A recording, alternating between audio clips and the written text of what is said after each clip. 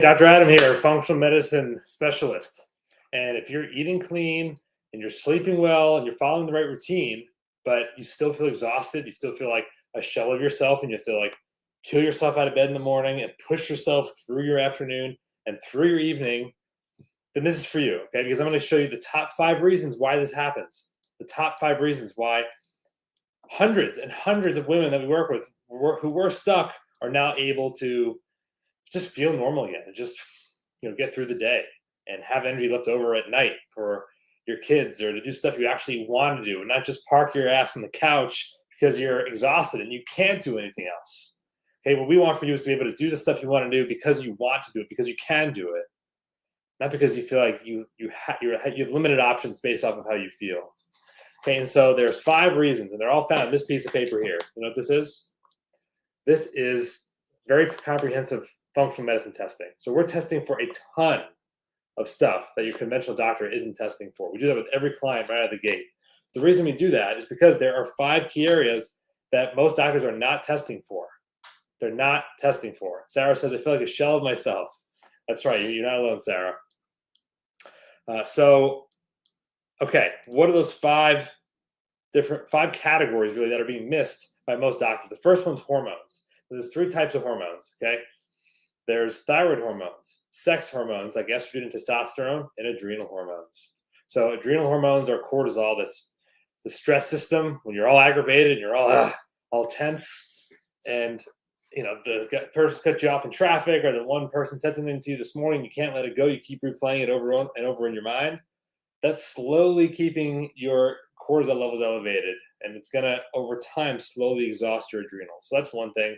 The thyroid hormones, a ton of women, by the way, are underdiagnosed with hypothyroidism. That's low thyroid function. And so a lot of women are walking around with a gray area, a small degree of hypothyroidism, but their doctors call it normal because their doctors aren't comparing them to what's optimal. The doctors are comparing them to what's average. And is the average person a healthy person? No, right? So do you want to compare yourself to them? I don't. So yeah, Sarah said you always had normal results. How common is that? So many women tell us that my results were normal, but do they feel normal? No. So okay, so that's one reason why, because they're looking at the numbers the wrong way. Thyroid hormones are one big area for improvement we often see in women's labs, and they bring them to us and they said, oh, my doctor said that they were normal. There's also sex hormones like estrogen and testosterone. Yes, those slowly wane over time as we age, but they don't need to go away completely. Okay, you can naturally support them. Second category is blood sugar. Your blood sugar is something that is largely under your control, contrary to what most people believe. They just use that as an excuse. Oh, my blood sugar is out of control. That's why I'm irritable, and that's why I'm an asshole. Okay, that's not an excuse. You can't use that as an excuse. Okay? I'm taking that away right now because your diet, your stress patterns, your exercise all influence your blood sugar, whether it's up and down or whether it's nice and even and stable, so you feel nice and even and stable throughout the day. Okay, third is liver health.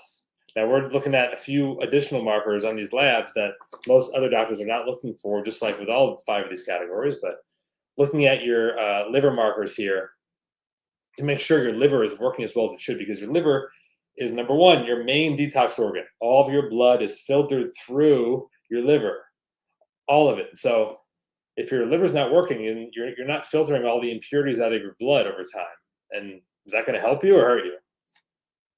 So making sure the liver is optimal. Number 3. Number 4 is nutrient deficiencies. This one is huge.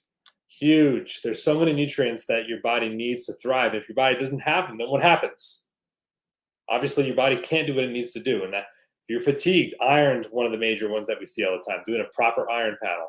Vitamin D could be a deficiency in vitamin D, which is actually a vitamin that acts more like a hormone than anything.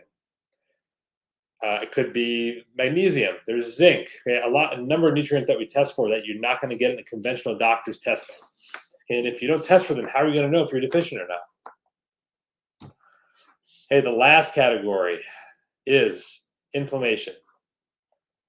Inflammation is big because it is the number one factor that is the biggest common thread through all chronic diseases, whether it's diabetes, or hypothyroidism or autoimmune diseases or cancer or obesity. Depression and anxiety, actually, to many people's surprise, is not as much of a neurochemical imbalance as it is an inflammatory process in the brain, in the body as a whole. So we test for a couple different markers here: CRP, homocysteine, markers that most doctors don't test for with every person. And it's a shame because that's how we unlock the answers, whereas prior we had no idea where to go, right? Because we didn't have testing results. That's the best way we figure out what's wrong, is by testing it and measuring it. We test, we don't guess, okay? And so for you, if you were able to test, and figure out where's your body deficient, where there are obstacles to healing that we can remove, would that be helpful for you?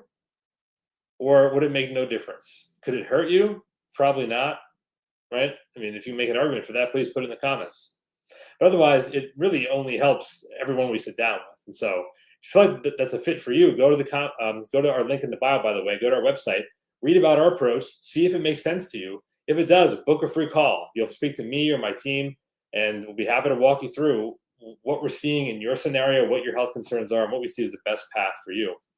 But anyway, but know that these 5 areas are what control your energy. If you're still feeling drained after eating better, and you made changes with your sleep, and you're trying to exercise, maybe exercise is more depleting for you, this is a sign that there's either some obstacles in the way of your body healing itself, or there's something missing that your body needs that it's just not getting. And we need to figure out what that is so we can replace it. Okay, so Ham asks, what are we talking about? I suggest you go back and watch the recording of this live, and you'll catch up here. Okay, so we're talking about how to help you regain your energy. And again, those 5 areas: hormones, blood sugar, liver health, nutrient deficiencies, inflammation. If those haven't been addressed, if those haven't been measured, those haven't been tested for you, it might be time to get that testing done so we can figure out where you're starting from, get a good map of the territory here. All right, so with that, send you off to your day.